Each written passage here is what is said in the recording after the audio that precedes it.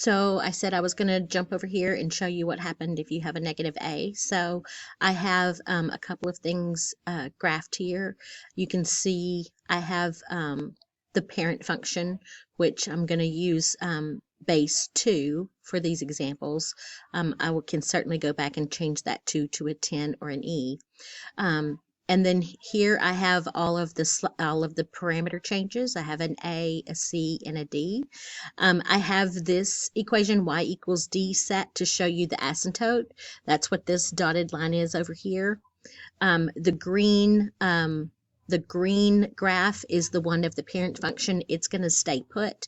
And then as I change these parameters, as I make A negative, you're going to see what happens. So if I make A negative, you see what happens. And any value when A is negative, your graph has been reflected over the x-axis. So what has changed about the range? What has changed is it's no longer starting at 0 and going to positive infinity, but instead, if you read this graph from the bottom up, it's starting at negative infinity and stopping at 0.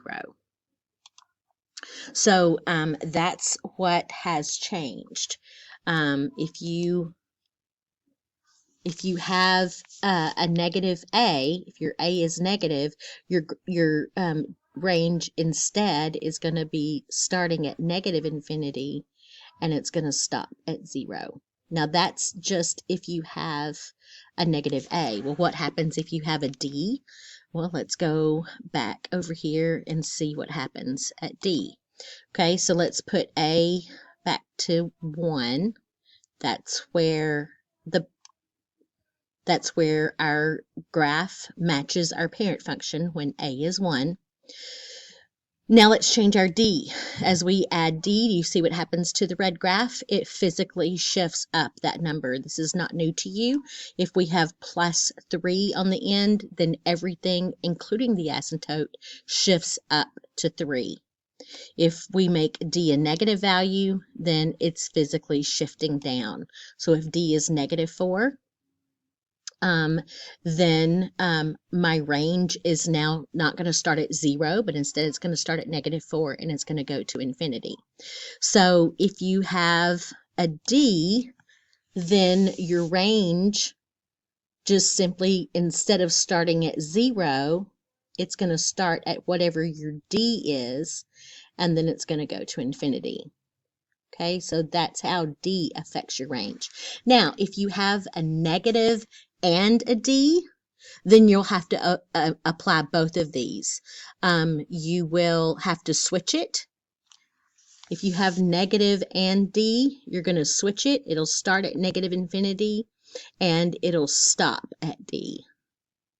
Okay, so this is what you get if you have a negative a. This will be your new range. This will be your range if you have a d, and this will be a range if you have a negative a and a d.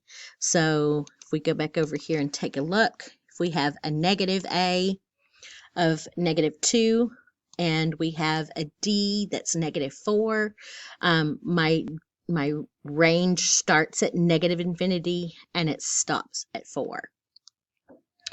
So what else can we change? We can change the asymptote. The asymptote can be changed. The asymptote of the parent function is always going to be the x-axis, which the x-axis is the name of that line. The equation of the line is the y equals 0. So that's what's going to happen if we have an a of 1, a c of 0, and a d of 0. But if we change something, oh, for Pete's sake. If we change something, the only thing that will change the asymptote is the d. And how does the d change the asymptote? Well, whatever d is, that's what your new asymptote will be. So your asymptote will become y equals d. And it doesn't matter if you have an a with it or not, or a c with it or not. If you have a d value, the d value is always where your asymptote is. The next thing that's going to change, or the next thing that you have to consider, is the end behavior. And your end behavior is for your parent functions is going to be on the left side, which is this side over here. Here I'm on the left side. The left side is going to be approaching 0 because the left side is going to approach your asymptote. And then the right side, this when it says x is approaching positive infinity, that's the way we write the word right. On the right side, it's going to be going to infinity. Now, the only thing that's going to change that is going to be the sign of a. Because if we flip it, instead of make it an increasing function, if we give it a negative a and make it be a decreasing function, then the end behavior is going to change. So this end behavior, it's going to be the same on the left. The left is still going to approach your D, okay? So it's going to approach your asymptote. The left side is going to approach your asymptote. The right side is going to be going to negative infinity.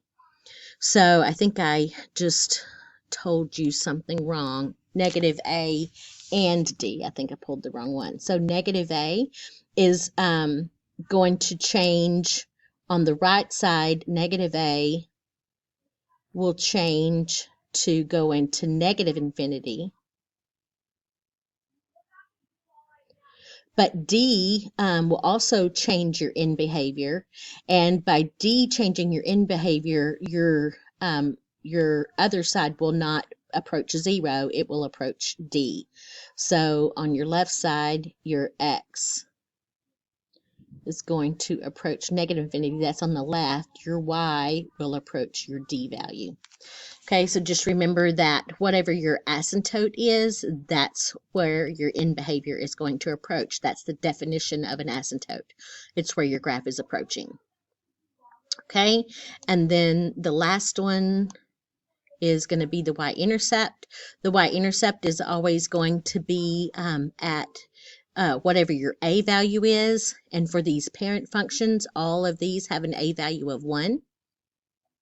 And the thing that's going to change those a values, your y-intercept value will be your a. Obviously, if you change a and a is no longer 1, then that's going to be your y-intercept.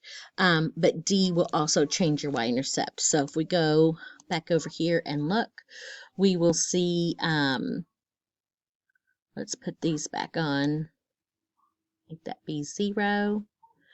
And let's put this back on 1. Because that's where our parent function is. And so if we change a to 2, then you can see that it's now crossing the y-axis at 2. But if we also add a d, if we make our d be 2, then from that other y-intercept, we have to go up 2. So our new y-intercept is going to be whatever our a value is plus or minus our d. That's our new y-intercept. Let's go over here and write that down. So your new y-intercept will be whatever our a value is.